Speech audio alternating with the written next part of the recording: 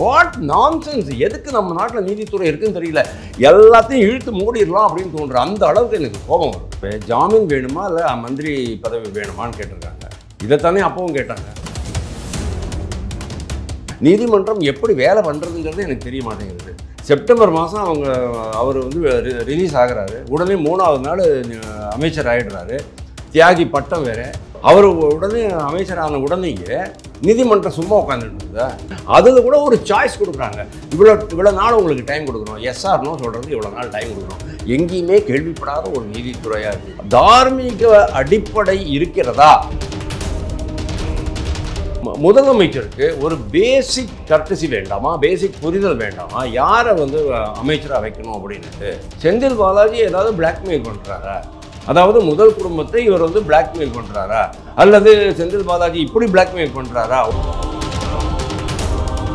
என்ன நீ அமைச்சர் ஆக்கலன்னு சொன்னா அவ்வளோதான். திமுகவே பிளாக்மெயில் பண்ண முடியுமா? பண்ணியிருக்கிறாங்க அப்படின்னு தான் சொல்கிறாங்க. அவரும் தான் பண்ணார். KN நேரு கூட பண்ணார். அவன் தான் KN நேரு மேலே கை வைக்க முடியறது இல்லை. முதல்வர் இன்னைக்கு வந்து எல்லாமே அவுட் ஆஃப் கண்ட்ரோல் போயிட்டுருக்கு அப்படிங்கிறத அவர் உணர்ந்துக்கிட்டார். அவர் சொல்கிறாரு தமிழ்நாடு அவுட் ஆஃப் கண்ட்ரோல்னுட்டு. ஆக்சுவலி கட்சி அவுட் ஆஃப் கண்ட்ரோலில் இருக்குது. அரசாங்கம் அவுட் ஆஃப் கண்ட்ரோலில் இருக்குது. நேற்றுக்கு அந்த ரிசல்ட் வந்த பிறகு வேறு வழியே கிடையாது. அவரை வந்து ரிசைன் பண்ணி தான் ஆகணும் அப்படிங்கிற ஒரு நிலைமைக்கு வந்துட்டு இருக்கிறதுனால அவர் வந்து பதவியில்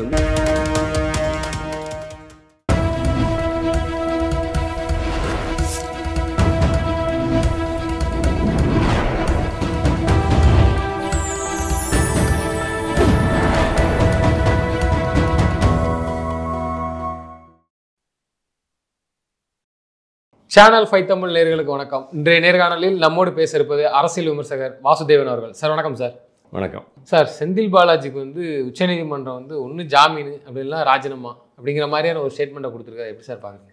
அவங்க கேட்டிருக்காங்க ரொம்ப சீரியஸாகவே. ஜாமீன் வேணுமா இல்லை மந்திரி பதவி வேணுமான்னு கேட்டிருக்காங்க. இதைத்தானே அப்பவும் கேட்டாங்க.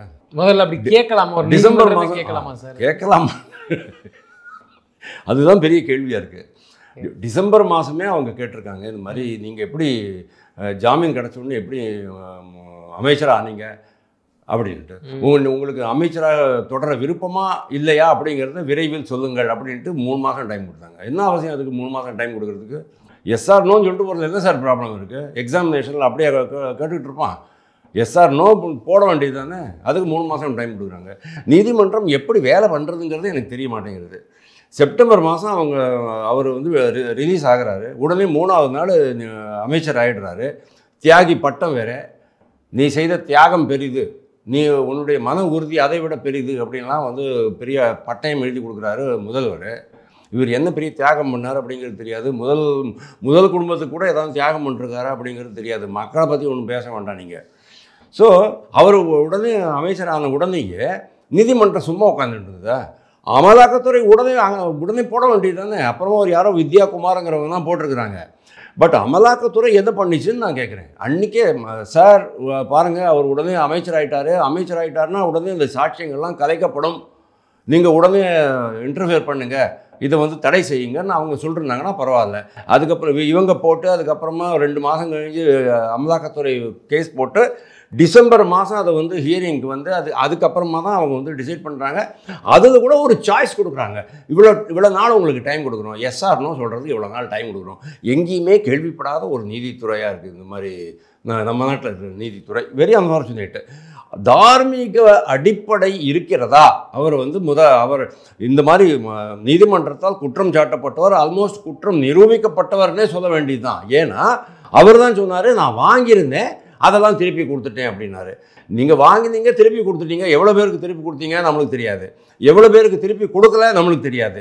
நீங்கள் இந்த மாதிரி பண்ணினதுனால அந்த அப்பாயிண்டிஸ்லாம் இப்போ வந்து இதில் உயர்நீதிமன்றம் வந்து மேற்கு வங்காளத்தில் வந்து கிட்டத்தட்ட 25,000 பட்டதாரி ஆசிரியர்களுக்கு வேலை வாய்ப்பு கொடுத்ததை வந்து ரத்து பண்ணிட்டாங்க. அது மாதிரி இங்கே ரத்து பண்ணிருக்கணுமா வேண்டாமா? பண்ணலை. 2வது நீங்கள் வந்து திருப்பி கொடுத்துட்டீங்க, பரவாயில்ல. அதனால இந்த மாதிரி மோசடி செய்து இவ்வளோ பேரை நீங்கள் வந்து வேலையில் சேர்த்துருக்கீங்களே, அதனால வேலை வாய்ப்பு இழந்தவர்கள் இத்தனை பேர், அவங்கெல்லாம் வேற போயிருக்கிறாங்க. ஸோ இது மாதிரி நிறையா கிட்டத்தட்ட ஒரு 2000 சாட்சிகளும் 600 பேர், அதாவது இந்த 600 பேரையே அவங்க வந்து அக்யூஸ்டாகவே மாற்றிட்டாங்க. நீங்கள் எப்படி பணம் கொடுத்தீங்க அப்படின்ட்டு அவங்களையும் நம்ம அக்யூஸ்டாக மாற்றிட்டு அதுக்கப்புறமா 2000 சாட்சியங்களையும் போட்டு இந்த கேஸ் முடிக்கிறதுக்கு 150 வருஷம் ஆகும் அப்படின்ட்டு ஒரு இங்கிலீஷ் மேகசின் சொல்லுது.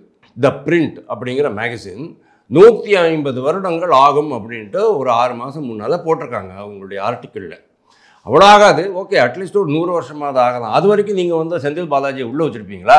அதனால தான் மனித உரிமை மீறல் அரசியல் சட்டப்பிரிவு 21 படி நாங்கள் வந்து அவரை ரிலீஸ் பண்ணுறோம் அப்படின்னு சொன்னாங்க. அப்போது கூட இவங்க என்ன பண்ணியிருக்கணும், முதலமைச்சராக தான் அப்போ கூட ஆர்.என். ரவி அதான் சொன்னார், அவர் வந்து முதல்வர் அமைச்சர் பதவிக்கு லாயக்கற்றவர், அவருக்கு வந்து குற்றம் இருக்குது, அவரை வந்து நீங்கள் அமைச்சர் ஆக்க வேண்டான்னுட்டு. ஆனாலும் என்ன பண்ணார், நீயா நானா போட்டியில் இவர் என்ன பண்ணார், நாங்கள் அமைச்சர் ஆக்கிடுவோம் அப்படின்னா சரி, வேறு வழி இல்லாமல் அவர் வந்து பதவி பிரமாணம் பண்ணி வச்சார். ஏன்னா அது பொன்முடி சமாச்சாரத்தில் என்னாச்சு, பொன்முடி சமாச்சாரத்தில் வந்து நான் பண்ணவே மாட்டேன் அப்படின்ட்டார். அதுக்கப்புறமா வந்து டிஒய் சந்திரசூட் தலைமை நீதிபதியாக இருக்கும்போது என்ன கேட்டார், what is your governor doing, why he cannot அது ஏன் அவர் பதவி பிரமாணம் பண்ண மாட்டேங்கிறாரு அப்படிங்கிற மாதிரி எல்லாம் கேள்வி கேட்ட உடனே சரி வேண்டாம், ஒரு நீதித்துறையோட ஒரு கசப்புணர்வு வேண்டாம் அப்படிங்கிறதுனால இவரே பெருந்தன்மையாக பொன்முடிக்கு அவருடைய விருப்பத்திற்கு மாறாக பதவி பிரமாணம் செஞ்சு வைக்கிறாரு. அதே மாதிரி தொடர வேண்டாம் அப்படிங்கிறதுனால இவர் என்ன பண்ணார், இவருக்கும் 2வது முறை பதவி பிரமாணம் பண்ணி வைக்கிறாரு. ஒரு மாநிலத்தின் ஆளுநர் இல்லை, முதலமைச்சருக்கு ஒரு பேசிக் கர்டசி வேண்டாமா, பேசிக் புரிதல் வேண்டாமா, யாரை வந்து அமைச்சராக வைக்கணும் அப்படின்ட்டு. ஆனால் அவர் என்ன சொல்கிறார், அவருக்கு ஏன் உங்கள்கிட்ட 134 எம்பிகள் இருக்கிறாங்க, 160 பேர் இருக்கிறாங்க, அந்த 160 பேரில் ஒருத்தர் கூட அவங்களுக்கு வந்து ஒரு தகுதியற்றவராக நீங்கள் நினைக்கிறீங்க, கலாத்துறைக்கும் இதுக்கும் மின்சாரத்துறைக்கும். ஆச்சரியமாக இருக்குது, இது உங்கள்கிட்ட ஆளே இல்லையா, செந்தில் பாலாஜியை விட்டு ஆளே இல்லையா, அல்லது செந்தில் பாலாஜி ஏதாவது பிளாக்மெயில் பண்ணுறாரா அப்படிங்கிற கேள்வி வருது. அதாவது முதல் குடும்பத்தை இவர் வந்து பிளாக்மெயில் பண்ணுறாரா, அல்லது செந்தில் பாலாஜி இப்படி பிளாக்மெயில் பண்ணுறாரா, உங்களுடைய ரகசியங்களால் நாங்கள் வெளில விட்டுடுவோம், அப்படி இல்லைன்னா எனக்கு வந்து 40 எம்எல்ஏஸ் 50 எம்எல்ஏஸ் கையில் இருக்கிறாங்க, என்ன நீ அமைச்சர் ஆக்கலான்னு சொன்னா அவ்வளோதான் அப்படிங்கிற மாதிரி ஏதானும் இது கொடுத்துருக்குறாரா, அதாவது ஒரு எச்சரிக்கையாகவே பிளாக்மெயில் பண்ண முடியுமா சார்? இந்த பண்ணியிருக்கிறாங்க அப்படின்னு தான் சொல்கிறாங்க. அவரும் தான் பண்ணார், கே.என். நேரு கூட பண்ணார். அவன் தான் கே.என். நேரு மேலே கை வைக்க முடியறதில்ல, இவர் மேலே கை வைக்க முடியறதில்ல, பொன்முடி மேலே கை வைக்க முடியும். முதல்வர் இன்றைக்கி வந்து எல்லாமே அவுட் ஆஃப் கண்ட்ரோல் போயிட்டுருக்கு அப்படிங்கிறத அவர் உணர்ந்துக்கிட்டார். அவர் சொல்கிறாரு தமிழ்நாடு அவுட் ஆஃப் கண்ட்ரோல்னுட்டு. ஆக்சுவலி கட்சி அவுட் ஆஃப் கண்ட்ரோலில் இருக்குது, அரசாங்கம் அவுட் ஆஃப் கண்ட்ரோலில் இருக்குது, அதிகாரிகள் அவுட் ஆஃப் கண்ட்ரோலில் இருக்கிறாங்க, தொண்டர்கள் கூட அவுட் ஆஃப் கண்ட்ரோலில் போயிட்டுருக்குறாங்க அப்படிங்கிறது அவர் இன்றைக்கி தான் புரிதல் கொஞ்சம் கொஞ்சமாக வர ஆரம்பிச்சிருக்கு. ஸோ முதல்வர் ஒரு நேர்மையான முதல்வராக இருந்தாருன்னா அன்றைக்கே தம்பி நீ ஒதுங்கிக்கப்பா, அதாவது அவருக்கு எதையுமே மறைப்பதற்கு ஒன்றுமே இல்லை அப்படின்னா செந்தில் பாலாஜி அன்றைக்கே சைடில் உட்காந்து வச்சுருப்பார். இப்போ நேற்றுக்கு அந்த ரிசல்ட் வந்த பிறகு வேறு வழியே கிடையாது, அவரை வந்து ரிசைன் பண்ணி தான் ஆகணும் அப்படிங்கிற ஒரு நிலைமைக்கு வந்துட்டுருக்கிறதுனால ப்ராபப்ளி இப்போது அவர் வந்து பதவியிலிருந்து இறக்கப்படலாம், அல்லது அவரே இறங்கினாலும் கூட ஒரு நல்ல விஷயமாக தான் நான் பார்க்குறேன். பட் அன்ஃபார்ச்சுனேட்லி முதல்வர் வந்து செந்தில் பாலாஜியை இவ்வளோ வருஷம் 14 மாதம் சிறை தண்டனை அனுபவித்த பிறகு அவரை திருப்பியும் அமைச்சராக்கினதுங்கிறது ரொம்ப பெரிய துர்பாகியம்தான். அதில் தான் அவங்க சொல்லியிருக்காங்க, நீங்கள் வந்து அமைச்சராகி நீங்கள் அதாவது ஜாமீன் கொடுத்தது சாட்சியங்களை கலைப்பதற்கல்ல அப்படிங்கிற அந்த மாதிரியெல்லாம் அவங்க வந்து பேசியிருக்கிறாங்க. அதாவது உச்ச நீதிமன்றம் இதெல்லாம் வெரி பேசிக் திங்ஸ். இதெல்லாம் வந்து இவ்வளோ வெளிப்படையாக சொல்லித்தான் புரிய வைக்கணும் அப்படிங்கிறது கிடையாது செந்தில் பாலாஜிக்கோ முதல்வருக்கோ அல்லது முதல்வருடைய லா டீமுக்கோ சட்ட குழுவுக்கோ. ஆனால் எப்படி இந்த மாதிரிலாம் இன்னும் இங்கே பண்ணிகிட்ருக்காங்கங்கிறது ஆச்சரியமாக இருக்குது. ஒட்டுமொத்தமாக இன்றைக்கி வந்து டாஸ்மாகில் வேறு இவ்வளோ பெரிய இது நடந்திருக்கு அப்படிங்கும்போது 1000 கோடி ரூபா இடி வந்து அறிக்கை கொடுத்துருக்குறாங்க. 1000 கோடி ரூபாங்கிறது ஒரு ப்ரிலிமினரி ஒரு ட்ரையல் தான். அதில் எவ்வளவு கோடி ரூபாய், 1000 கோடி ரூபாய் அப்படிங்கிறது ஒவ்வொருத்தருடைய கால்குலேஷன் செப்பரேட்டாக இருக்குது. என்னுடைய கால்குலேஷன் வேறு செப்பரேட்டாக வச்சுருக்கேன். அதனால் இவர் வந்து இதுக்கு மேலும் அந்த பதவியில் நீடிக்க தகுதியற்றவர் அப்படிங்கிற மாதிரி தான் நான் பார்க்குறேன். இல்லை, அதே நேரத்தில் ஒரு பத்திரிகையில் வந்துச்சு, நான் பார்த்தேன், அது எந்த அளவுக்கு உண்மைங்கிறது எனக்கு தெரியல. ஆனால் திமுக தலைமை வந்து செந்தில் பாலாஜி வந்து இப்போதைக்கு பதவியிலேருந்து விடுவிக்கிற மாதிரி ஒரு ஸ்டேட்மெண்ட் மாதிரிங்கிற ஒரு தகவலை பார்த்தேன். அப்படி நீக்கும் பட்சத்தில் அவர் இந்த கேஸை சந்திச்சுட்டு இன்னும் 1 வருஷம் தான் இருக்க வரக்கூடிய தேர்தலுக்கு. ஆமாம், அதுக்கப்புறம் போட்டி போடுவாரா சார்? ஜாமீனை வாங்கிட்டு அதுக்கடுத்து போட்டி போடலாம். ஏன்னா அவருக்கு பாருங்கள், இல்லை அந்த டெக்னிக்கில் திமுக வந்து இல்லை சட்டப்படி எந்த இதுவும் கிடையாது. மஹுவா மொய்த்ரா மேலே ஒரு கேஸ் இருந்தது. தேஹாத்ராய் கிட்ட காசு வாங்கிட்டு, அனந்த் குமார் தேஹாத்ராய் கிட்ட காசு வாங்கிட்டு நீ வந்து ஏதோ ஒரு குரூப்புக்கு, கார்ப்பரேட் குரூப்புக்கு நீ வந்து கேள்வி கேட்கறதுக்காக பணம் வாங்கியிருக்கேன்னு சொல்லிட்டு நிஷிகாந்த் துபே ஆதாரங்களோட வெளியிட்ட போது அவருக்கு மேலே சிபிஐ கேஸ் வந்துச்சு. அதுக்கப்புறம் என்னாச்சு, அவர் பதவி நீக்கம் பண்ணாங்க, எம்பி பதவி நீக்கம் ஆச்சு. அதுக்கப்புறமா திருப்பியும் போய்ட்டு எலெக்ஷன் ஜெயிச்சுட்டு திருப்பியும் வந்து உட்காந்துட்டு நரேந்திர மோடியை திட்டிட்டு தானே இருக்கிறாங்க. அதே மாதிரி ராகுல் காந்தி அவதூறு வழக்கு, மோடி என்றால் திருடன் அப்படின்னு சொல்லிட்டார். எல்லா மோடியும் திருடனாகவே இருக்கீங்களே அப்படின்னுட்டு. அதாவது அவர் சொன்னது லலித் மோடி, நீரவ் மோடி, நரேந்திர மோடி, 3 மோடி தான். பட் மோடி எல்லாருமே திருடர்கள் அப்படின்னு அது அவதூறு வழக்கு வந்துச்சு. சூரத் கீழ்கோர்ட்டு வந்து அவருக்கு வந்து தண்டனை விதிச்சது. ஆனால் அதை நிறுத்தி வச்சுட்டு அது உச்சநீதிமன்றம் மெதுவாக, உயர்நீதிமன்றம் டெல்லி மெதுவாக பண்ணிடலாம் அப்படிங்கிற மாதிரி போட்டுட்டாங்க.